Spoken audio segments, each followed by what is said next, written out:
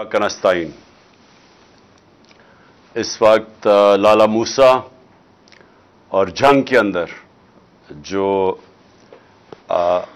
آپ سب اکٹھے ہوئے ہیں اس ملک کے پاکستانی باشعور شہری، تو میں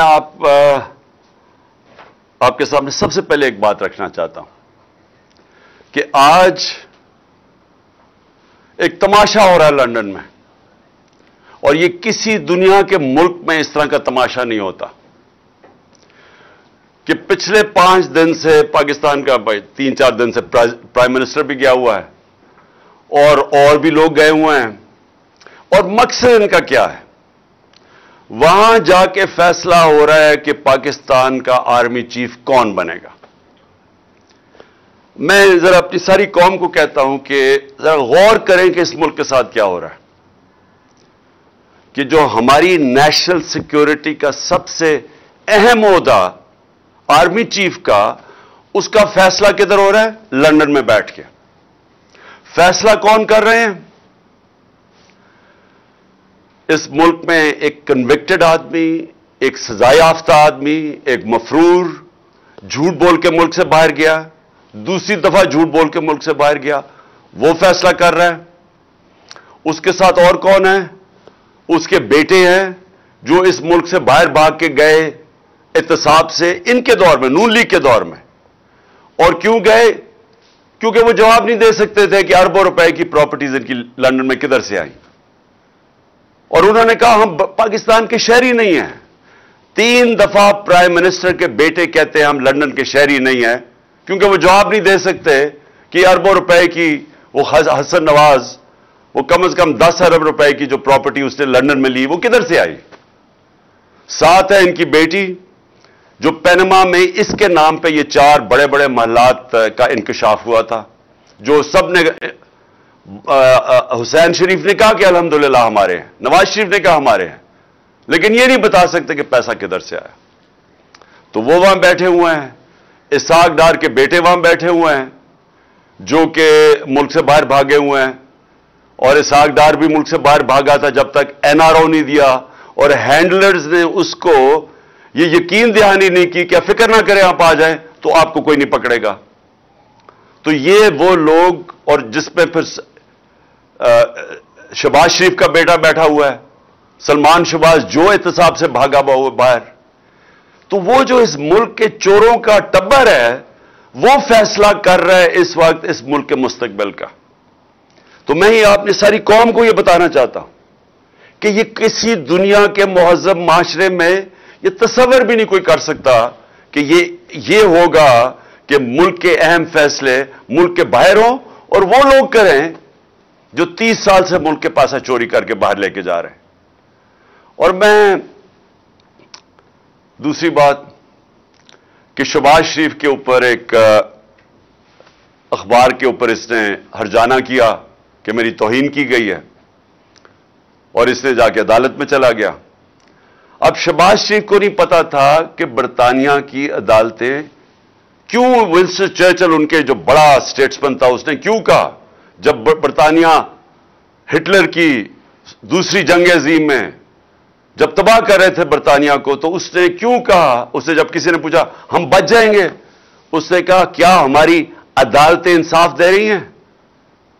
تو انہوں نے کہا جی دے رہی ہیں۔ تو انہوں نے کہا کوئی دنیا کی طاقت ہمیں نہیں ہرا سکتی۔ ان کی عدالتوں کے اندر یہ چلا گیا شہباز شریف، اور اب انہوں نے 8 یا 9 دسمبر کو اس کو بلا لیا، اس سے جواب مانگے ہیں۔ اب شہباز شریف کو غلط فہمی ہوئی ہے کہ ٹیلی فون اٹھا کے تو جج کو کہہ کے جی بے نظیر کو 3 نہیں 5 سال سزا دینا ہے، اس کے جو ماضی میں بریف کیس پکڑ کے کوئٹہ بینک پہ جانے والا، بینچ کو خریدنے والا، اس کو یہ نہیں پتا کہ وہ کدھر پھنس گیا جا کے۔ اور ان کے لیے سب سے بڑا اب یہ چیلنج ہوگا شہباز شریف کے لیے کہ عدالت میں اب انہوں نے بتانا پڑے گا کہ کیا جو اس نے الزامات لگائے، اور اس نے بڑے، جو ان کا اخبار ڈیلی میل ہے، بڑے سنگین الزامات لگائے ہیں اس کی چوری کے اوپر۔ تو یہ میں صرف آپ کو اب بتانا چاہتا ہوں، یہ ہے فرق۔ کیوں وہ معاشرے میں خوشحالی ہے، کیوں یہاں سے لوگ نوکریاں ڈھونڈنے جاتے ہیں باہر، کیوں یہاں آپ کے لالا موسیٰ سے خاص طور پہ اور یہ سارا گجرات، لالا موسا، اوپر جیلم، اتنے لوگ میں ملا ہوں یورپ میں، نوکریاں ڈھونڈتے ہیں پاکستانی، ہمارے پنجاب کے شہری اسکینڈینیویا میں کیوں جاتے ہیں نوکریاں ڈھونڈنے؟ وہاں کے وسائل ہمارے سے زیادہ نہیں ہیں، لیکن ادھر انصاف ہے۔ دیکھیں، بار بار میں آپ کو ایک چیز سمجھاتا ہوں اپنی قوم کو، کیونکہ میرا کام ہے آپ کی تربیت کرنا۔ جب تک ایک ملک کے اندر عدل اور انصاف نہیں ہے، قانون کی حکمرانی نہیں ہے، وہ معاشرہ خوشحال نہیں ہو سکتا، وہ معاشرہ آزاد نہیں ہو سکتا، اس معاشرے میں جمہوریت حقیقی نہیں آ سکتی، حقیقی آزادی نہیں آ سکتی۔ وہ معاشرے کے اندر جدھر کمزور کو طاقتور سے قانون تحفظ نہیں دیتا، وہاں جنگل کا قانون ہوتا ہے۔ وہ جو مرضی آپ کر لیں، آپ اچھی سے بھی پالیسیز لے آئیں، وہاں غربت ہوگی۔ ساری جس کو کہتے ہیں ڈیولپنگ ورلڈ، جو غریب ملک ہیں، ان سب کی یہی کہانی ہے۔ تو میں اس لیے بار بار آپ کو سمجھاتا ہوں میرے پاکستانیوں، کیونکہ میں نے یہ ملک دیکھے ہوئے ہیں، میں نے ٹائم گزارا ہوا ہے یہاں، مجھے پتا ہے۔ اس لیے میں نے 26 سال پہلے انصاف کی تحریک شروع کی تھی کہ یہ ایشین ٹائیگر نہیں بننے لگا پاکستان، لاہور کو پیرس نہیں آپ بنا سکتے۔ جب آپ عدل اور انصاف کا نظام لے کے آئیں گے، یہاں کی قوم کو آزاد کریں گے، حقیقی آزادی دیں گے، یہ قوم خود ہی اس ملک کو اٹھا لے گی۔ یہاں جو بیرون ملک پاکستانی بیٹھے ہیں، جو میری آج سن رہے ہوں گے مجھے، میرا ان سے انٹریکشن ہے، ان سے پوچھے تو صحیح کیوں نہیں وہ پاکستان میں آ کے پیسہ لگاتے؟ وہ سب سے پہلے آپ کو کہیں گے کہ ہم اس لیے پیسہ نہیں لگاتے پاکستان میں آ کے کہ ہمیں ڈر ہوتا ہے کہ اگر ہم پلاٹ لیتے ہیں تو اس کے اوپر قبضہ ہو جاتا ہے اور ہم قبضہ نہیں چھڑا سکتے۔ تو ہم کاروبار کیسے شروع کر سکتے ہیں جس ملک کے اندر ہمیں قانون تحفظ نہیں دیتا، جس میں ایک فکرہ استعمال کیا جاتا ہے، کانٹریکٹ انفورسمنٹ نہیں ہوتی۔ جب اس ملک میں ہماری سرمایہ کی حفاظت ہی نہیں ہوتی تو ہم کیسے اس ملک میں پیسہ لگائیں گے؟ اور دوسری بات وہ یہ کہیں گے، خاص طور پہ برطانیہ میں جو بیٹھے پاکستانی ہیں، کہ یہ جو ملک کے سربراہ ہیں جو ہمیں کہتے ہیں کہ پاکستان میں اپنا پیسہ لے کے آؤ، تو اپنا پیسہ تو پاکستان سے باہر بھیج رہے ہیں، ان کے تو بڑے بڑے محلات باہر ہیں، ان کے کاروبار باہر ہیں، تو یہ ہمیں کہہ رہے ہیں کہ پاکستان میں پیسہ لگاؤ، اور وہ یہ کہتے ہیں کہ یہ پیسہ باہر کیوں بھیجتے ہیں؟ نمبر 1 چوری کا پیسہ ہے، کیونکہ اگر چوری کا پیسہ کیوں باہر بھیجنا پڑتا ہے کہ پاکستان میں نظر آ جائے گا۔ یہاں اب اگر ایک دم ان کی دولت میں اربوں روپے کا اضافہ ہونا شروع ہو جائے تو پوچھیں گے تو صحیح نا قوم کے کدھر سے پیسہ آیا؟ وہ یہ جواب نہیں دے سکتے کیونکہ چوری کا پیسہ ہے، اس لیے ان کو باہر بھیجنا پڑتا ہے۔ اور یاد رکھیں جب باہر بھیجتے ہیں، اور میں یہ بار بار آپ کو اس لیے بتاتا ہوں کہ جب آپ کا ملک کا پیسہ چوری کر کے، جس طرح یہ ٹی کیس ہے شہباز شریف کا اور بیٹوں کا، کہ یہ پوری ایک گاڑی میں پیسہ، پہلے وہاں سے ان کے ماڈل ٹاؤن کے گھر سے وہ گاڑی میں پیسہ رکھا جاتا تھا، پھر پولیس گارڈ لے کے جاتی تھی ہنڈی اور حوالے، جدھر سے یہ پیسہ ڈالر میں چینج ہوتا تھا اور پھر باہر بھیجتے تھے، اور پھر جو پیسہ پاکستان منگوانا ہو تو وہ ایک ان لوگوں کے نام پہ لے کے آتے تھے جو کبھی پاکستان سے باہر ہی نہیں گئے، مثلا اور زرداری بھی یہی کرتا تھا، تو وہ پاپڑ والا اور چینی والا اور یہ وہ لوگ ان کے پاسپورٹ لیتے تھے اور کہتے تھے جی انہوں نے باہر سے ریمیٹنسز بھیجی ہے۔ تو خود ہی قانون بنایا تھا 1992 میں کہ جی اگر باہر سے کوئی پیسہ بھیجے گا تو کوئی سوال نہیں پوچھا جائے گا، اور یہ حدیبہ پیپر مل بھی یہی کیس تھا، زرداری کا بھی یہی کیس ہے، وہ جو فیک اکاؤنٹس کا ان کے بھی یہی کیس ہے۔ تو یہ وہاں سے انہوں نے پیسے باہر پہلے چوری کر کے، چوری کا پیسہ باہر، ریمیٹنس سے واپس جس کی ضرورت ہے، باقی پیسہ ان کا باہر پڑا ہے۔ جو ان کا زیادہ تر مال ہے یہ دونوں بڑے بڑے خاندانوں کو، یہ باہر پڑا ہوا ہے پاکستان سے، اور بڑی شان و شوکت میں وہاں رہتے ہیں، اور یہ اس ملک کا المیہ ہے کہ یہ ہر تھوڑی دیر کے بعد ان کو NRO ملتا ہے، پھر واپس آتے ہیں، پھر لوٹتے ہیں، پھر پیسہ باہر لے جاتے ہیں۔ اور یہ آپ کے سامنے ہو رہا ہے اس وقت، یہ جو تماشا ہے کہ سارے جناب لندن کی طرف دیکھ رہے ہیں، چور بیٹھ کے فیصلہ کر رہے ہیں کہ پاکستان کا آرمی چیف کون ہوگا۔ یعنی مجھے حیرت ہوتی ہے کئی دفعہ کہ یہ جب ہم ہم نے ہم یہ سوچتے ہیں کہ یہ اللہ، یہ ہم کس دنیا میں رہ رہے ہیں کہ کسی بھی دنیا کے ملک میں یہ مجھے کوئی بتا دے، میں برطانیہ میں پتہ نہیں کتنے 20-30 سال گزارے ہیں، کوئی سوچ سکتا ہے وہاں کی اس طرح کی چیز ہو؟ کوئی سوچ سکتا ہے کہ برطانیہ کے پرائم منسٹر کی باہر پراپرٹیز پڑی ہوں، اور اگر پڑی ہوں تو وہ ایک دن بھی آفس میں رہ سکتا ہے جب تک جواب نہ دے؟ کوئی سوچ سکتا ہے کہ ملک کے باہر پرائم منسٹر آئے باہر بھاگ جائے جب اس کا احتساب ہو، واپس آ کے پھر اوپر بیٹھ جائے، کیسز معاف ہو جائے، اور پھر جب اس کو پھر پکڑنے لگے پھر باہر بھاگ جائے اور قوم کے فیصلے باہر سے کرے؟ یہ ساری قوم ذرا سوچے اس کے اوپر کہ اس کا کوئی مہذب معاشرے کے اندر اس طرح کی مثال نہیں ہے۔ اور پھر ہم کہتے ہیں کہ جی آرمی چیف کے میرے اوپر بھی 1-2 الزام لگائیں، جی اس کا ہم نے متنازع کر دیا، اس کا آرمی چیف کا۔ میں نے تو کبھی متنازع نہیں کیا، میں تو کہتا ہوں جو میرٹ کے اوپر آرمی چیف ہے اس کو بنانا چاہیے۔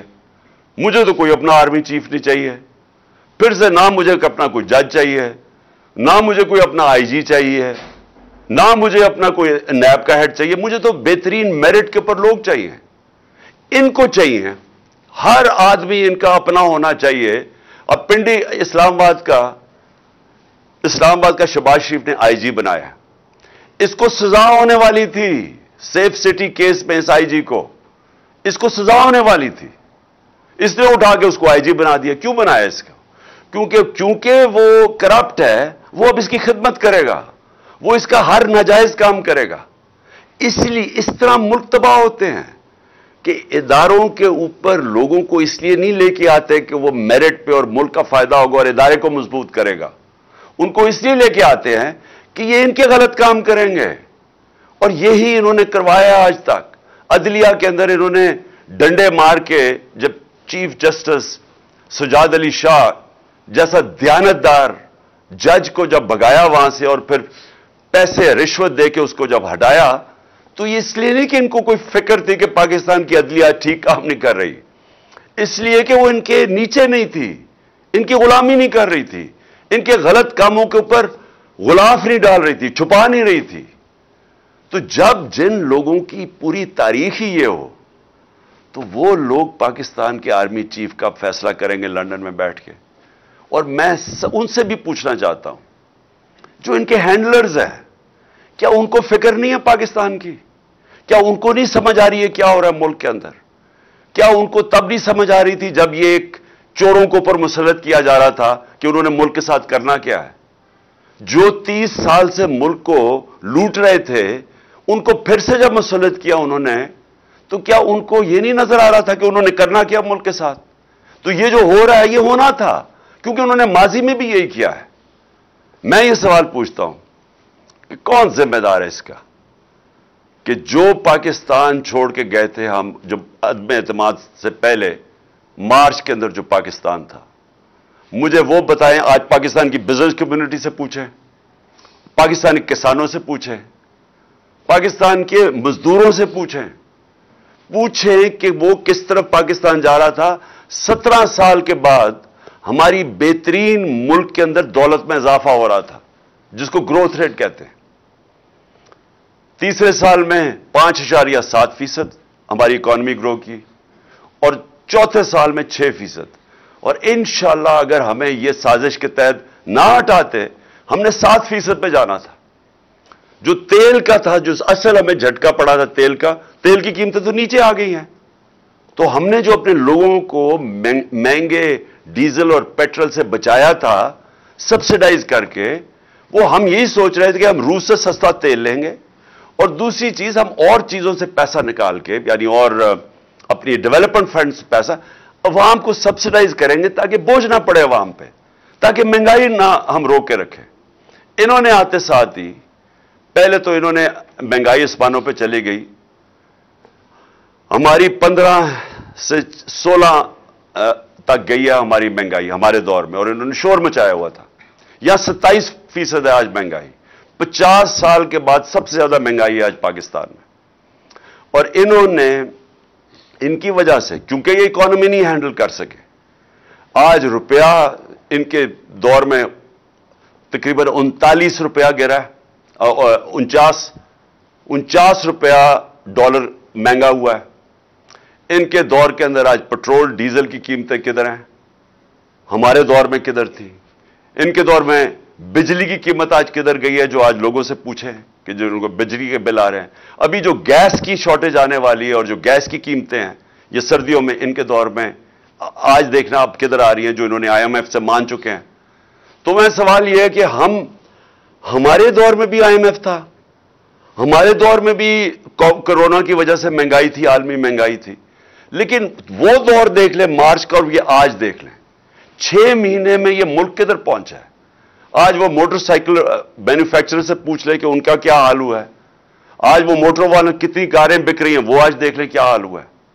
इंडस्ट्री जो तारीखी हमारे सालों के बाद हमारी इंडस्ट्री तेजी से ऊपर जा रही, तकरीबन 26%, वो आज जीरो पे पहुंच गई है। इसके अलावा इसकी वजह से बेरोजगारी बढ़ेगी। फैसलाबाद में 8 लाख लोग बेरोजगार हो चुके हैं, वही फैसलाबाद जिधर मजदूर नहीं मिल रहा था मार्च के अंदर।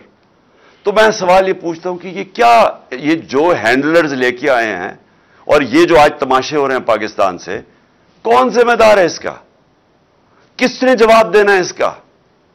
कौन बताएगा कि ये कौम को किधर से किधर ले गए हैं? आज पाकिस्तान के पास जो दौलत में इजाफा हो रहा था वो हो ही नहीं रहा।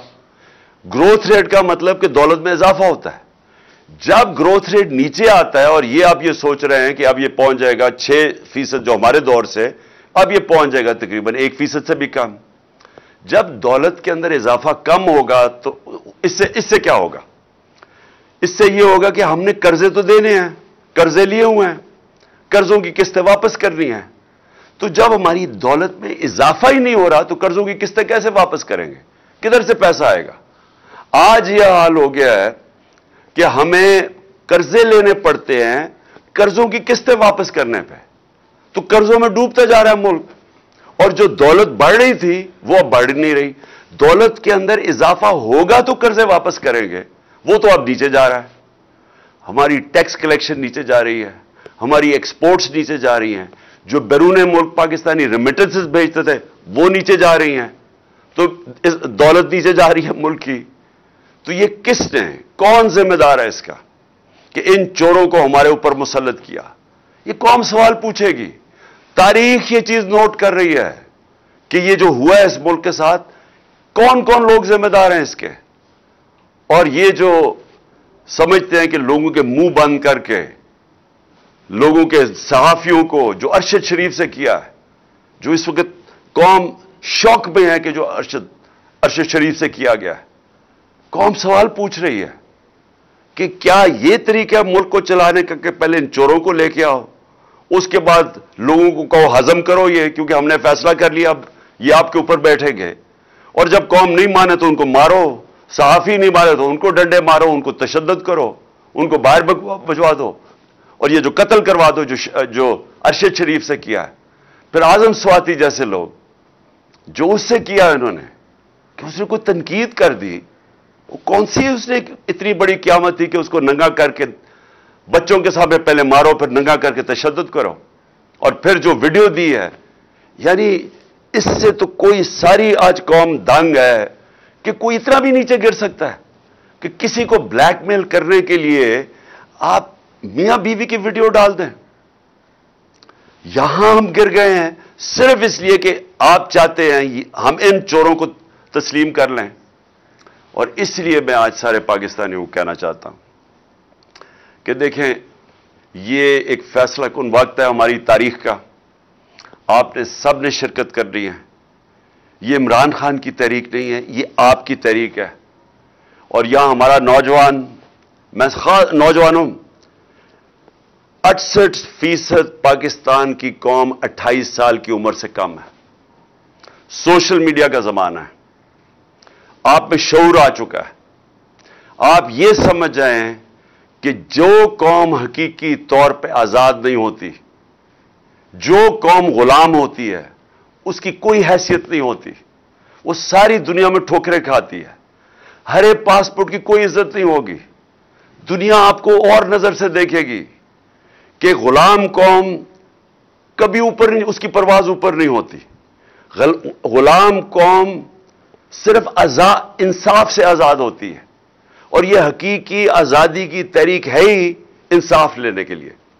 جب تک ہمارے حقوق نہیں ملتے، انصاف ہمیں نہیں ملتا، ہماری عدلیہ ہمارے حقوق کی حفاظت نہیں کرتی طاقتور سے، جب تک طاقتور قانون میں نہیں آتا، قانون کے نیچے نہیں آتا، جب تک اس ملک کی جو پوٹینشل ہے، جو اللہ نے اس ملک میں صلاحیتیں دی ہیں، جو اثاثے دیے ہوئے ہیں اس ملک کو، جو نعمتیں بخشی ہیں، وہ صرف تب اوپر آئیں گی جب اس ملک میں انصاف ہوگا، قوم آزاد ہوگی، آزاد قوم میں ہی حقیقی جمہوریت آتی ہے، اور اس کے بعد خوشحالی آتی ہے۔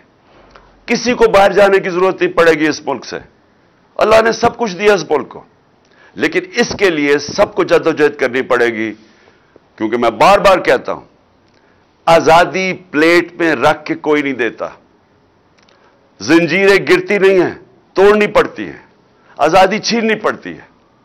پاکستان زندہ باد۔